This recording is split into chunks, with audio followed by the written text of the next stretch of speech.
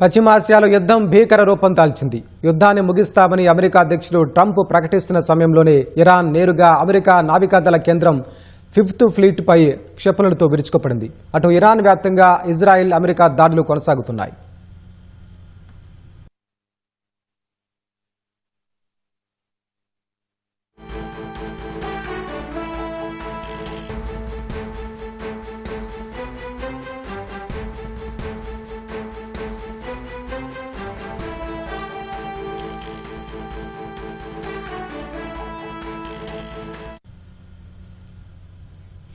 పశ్చిమాసియాలో యుద్ధం భీకరంగా సాగుతోంది. ఇరాన్పై యుద్ధాన్ని అతి త్వరలోనే ముగిస్తామని అమెరికా అధ్యక్షుడు ట్రంప్ జాతిని ఉద్దేశించి ప్రసంగిస్తున్న సమయంలో ఇరాన్ అనూహ్యంగా విరుచుకుపడింది.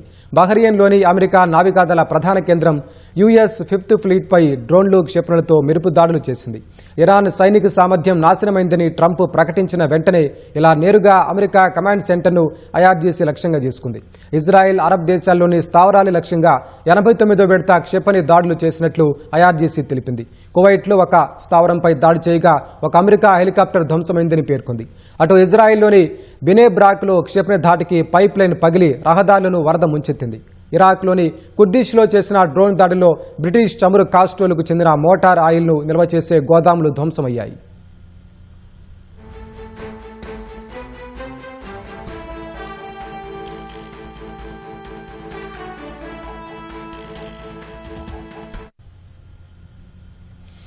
ఇరాన్పై అమెరికా, ఇజ్రాయెల్ దాడులను కొనసాగిస్తున్నాయి. ఇరాన్ ప్రభుత్వ మౌలిక సదుపాయాలను ధ్వంసం చేస్తున్నాయి. ఇప్పటి వరకు ఇరాన్ వ్యాప్తంగా 12,000కు పైగా లక్ష్యాలను ధ్వంసం చేసినట్లు అమెరికా సెంట్రల్ కమాండ్ తెలిపింది. 13,000 కంబాట్ ఫ్లైట్స్, 150 యుద్ధ నౌకలను ధ్వంసం చేసినట్లు పేర్కొంది. అటు ఇరాన్లోని మెనాబ్ ప్రాంతంలో 165 మంది బాలికలున్న పాఠశాలపై అమెరికా దాడి చేసిన రోజే మరో దారుణం జరిగినట్లు తెలుస్తోంది.